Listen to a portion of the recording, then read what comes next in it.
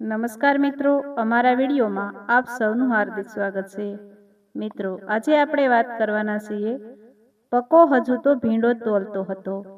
સામે ઊભેલી મહિલા તેના ત્રાજવામાંથી ભીંડા વીણતી હતી અને પકાનો મોબાઈલ રણકી ઉઠ્યો. પકાએ ભીંડા તોલવાનું પડતું મૂકી ફોન ઉઠાવ્યો. હેલો, સામા છેડે તેની પત્ની રીટા હતી. હેલો, સાંભળો છો? ગામડેથી મોટા ભાઈ આવ્યા છે અને જમીને નીકળી જવા કહે છે કે આ બસ પકડાઈ જાય 2 વાગ્યાની તો સારું, કારણ કે પછી તો રાતની 9 વાગ્યાની બસ જ પકડાય અને ઘરે તમારા ભાભી એકલા છે. રાતની બસનું કંઈ ઠેકાણું નહીં. મોટા ભાઈ આવ્યા છે સાંભળીને જ પકાના મોતિયા મરી ગયા. નક્કી મદદ માગવા જ આવ્યા હશે. એમને કેવી રીતે મદદ કરવી?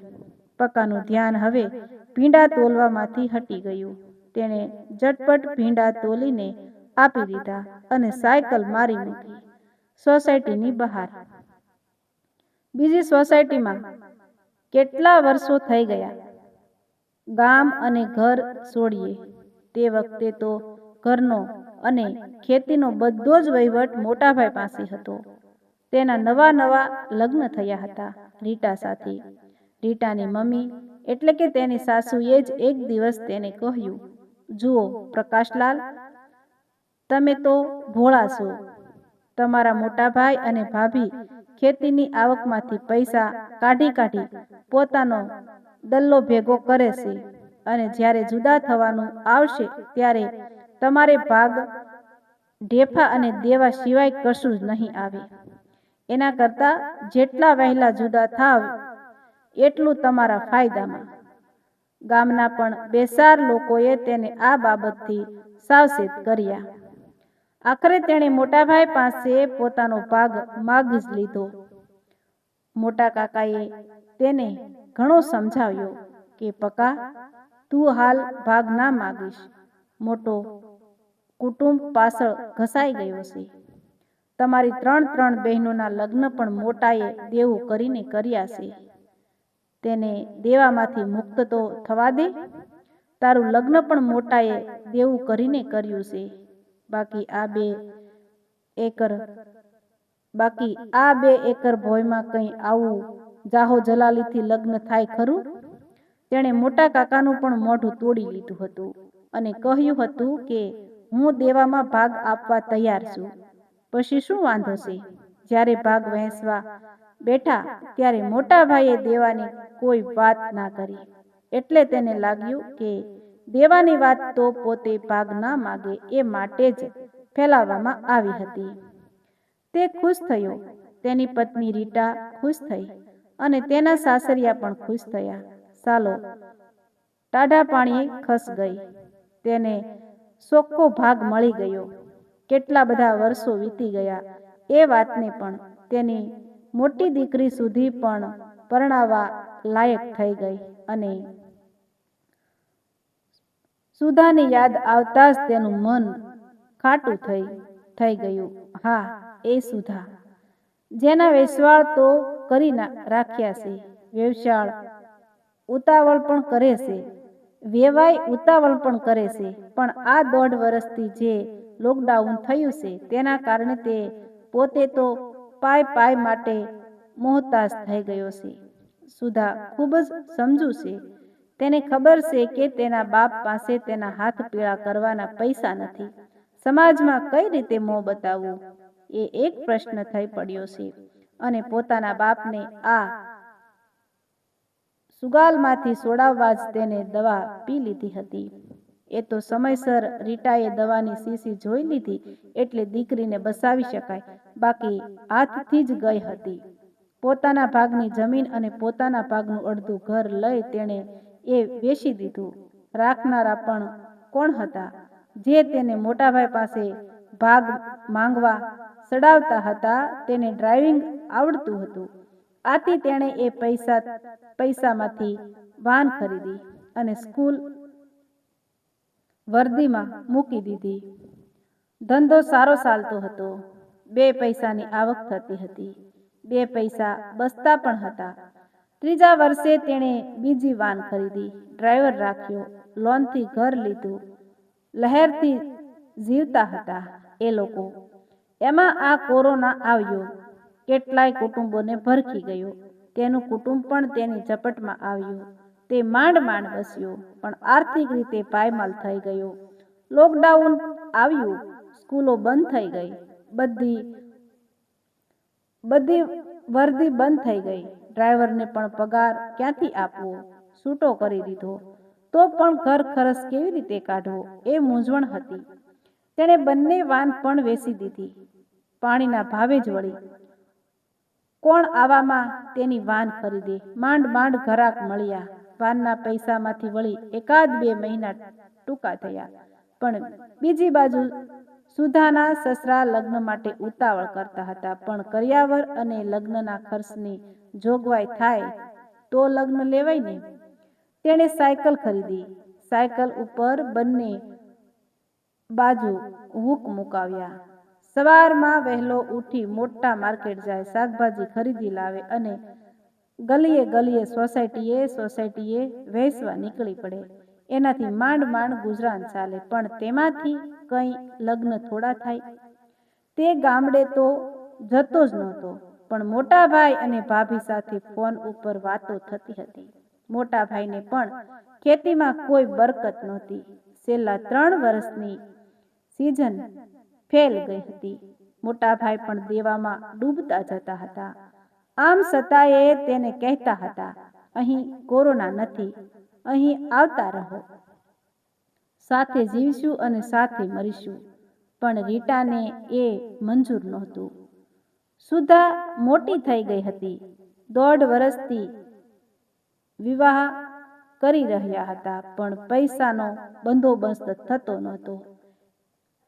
એ લહાઈમાં તો સુધાએ દવા પીધી હતી. શું કરવું તેની પત્ની રીટાને કંઈ સમજ પડતી નહોતી.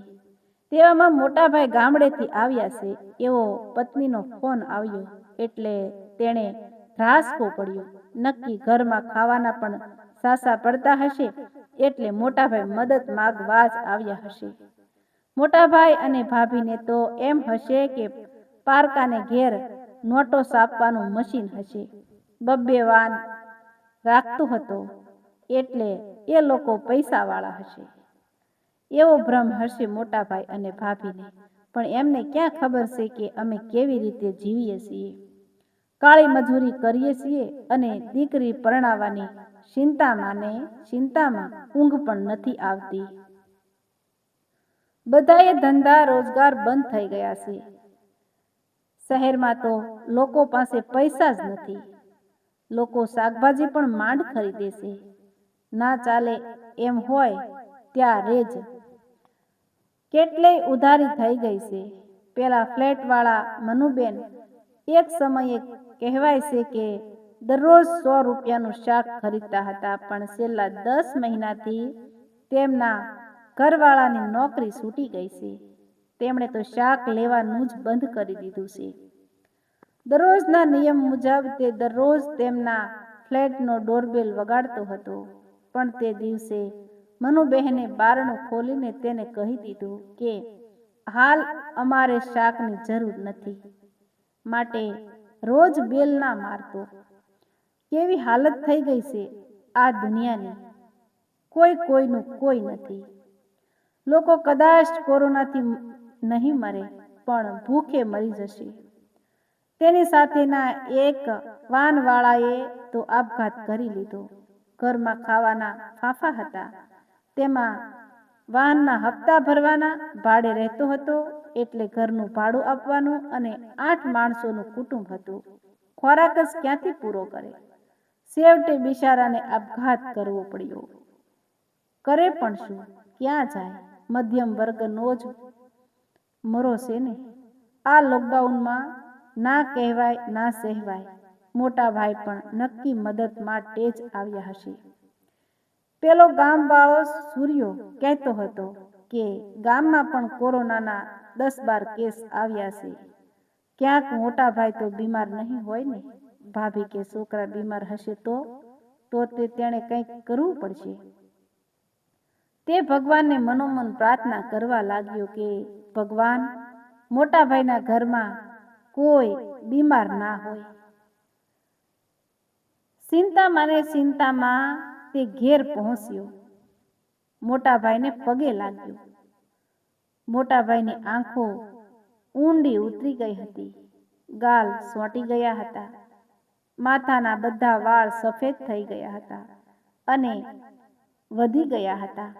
લાગતું હતું કે મોટા ભાઈએ ઘણા સમયથી વાળ પણ કપાવ્યા નહોતા. દાઢી પણ વધેલી હતી. મોટા ભાઈએ જબ્બો પણ પાછળથી ફાટેલો હતો. મેલો ગેલો લાગતો હતો. કદાચ સાબુ ઘસીને ધોયો નહીં હોય. ધોતિયું પણ ખૂબ જૂનું લાગતું હતું. તેને મોટા ભાઈની સ્થિતિ કંઈ સારી હોય તેમ લાગતું નહોતું. થોડો સમય તે મોટા ભાઈ પાસે બેઠો. આડી અવળી વાતો કરી. ઘરના બધાની ખબર પૂછી. તેણે એક વાતની શાંતિ થઈ કે ઘરમાં કોઈ બીમાર નહોતું. તેને હાશ થઈ. સફીરથી મોટા ભાઈની મદદની માંગણી ઠુકરાવી શકાશે. રીટાએ બટાકાનું રસાવાળું શાક અને રોટલા બનાવ્યા હતા. એ લોકો જમવા બેઠા. મોટા ભાઈએ સારું લગાડવા તેણે રીટા તરફ જોઈ કહ્યું, અરે, મોટાભાઈ ઘણા વર્ષે આવ્યા છે તો તેમના માટે કમસે કમ ભાખરી તો બનાવી હતી. આપણી મીઠાઈ બનાવવાની તો હેસિયત નથી. પણ મોટાભાઈએ તેના તરફ જોયું અને કહ્યું, હું ક્યાં મહેમાન છું પકા, અને ગામડે પણ આજ ખાઈએ છીએ ને. અને ત્યારે તો લોકડાઉન ચાલે છે. અને અત્યારે તો લોકડાઉન ચાલે છે. તમને પણ તકલીફ તો પડતી જ હશે ને. પછી કોણ જાણે શું વિચારતા મોટાભાઈ ચૂપ થઈ ગયા. તેને તો હતું કે હમણાં મોટાભાઈ મદદની વાત કરશે અને ખાવાનું પણ બગાડશે. પણ ના, એવું કંઈ બન્યું નહીં. મોટાભાઈ ચૂપચાપ જમીને ઊભા થયા. થોડી આડાઅવળી વાતો કરી. પછી મોટાભાઈએ પોતાની મેલી ઘેલી થેલી હાથમાં લીધી. તેમાં નજર કરતા બોલ્યા, પકા, તું મને પારકો ગણે છે? સુધાનું લગ્ન લેવાનું છે. વેવાઈ ઉતાવળ કરે છે. તારી સગવડ નથી એટલે સુધાએ દવા પી લીધી હતી. લોકો મને કહે એના બદલે તે જ મને ફોન કરી કહ્યું હોત તો. મોટાભાઈ બાપાની તોલે ગણાય. તે મોટાભાઈ તરફ તાકી રહ્યો. મોટાભાઈએ થેલીમાંથી 550ની નોટોના બંડલ કાઢ્યા અને તેને આપતા બોલ્યા, અમારે પણ 3 વર્ષથી કશું પાક્યું નથી, પણ સુધાની વાત જાણી એટલે તારી ભાભીએ તેના બધા દાગીના વેચી દીધા. લે આ 3 લાખ રૂપિયા. તારી ભાભી તો કહેતી હતી કે દાગીના તો જીવતા રહેશું તો ફરી કરાવાશે, પણ દીકરીના લગ્ન ઉકેલાઈ જાય તો. સોમ નહાયા. પકાભાઈ શરમાળશે. તે ક્યારેય તમને નહીં કહે, એટલે તમે જાતે જ જઈને આપી આવો. તે સ્થિર નયને મોટાભાઈ સામે તાકી રહ્યો. તેનો મોટાભાઈના ચહેરામાં પોતાના બાપાનો ચહેરો દેખાયો. તે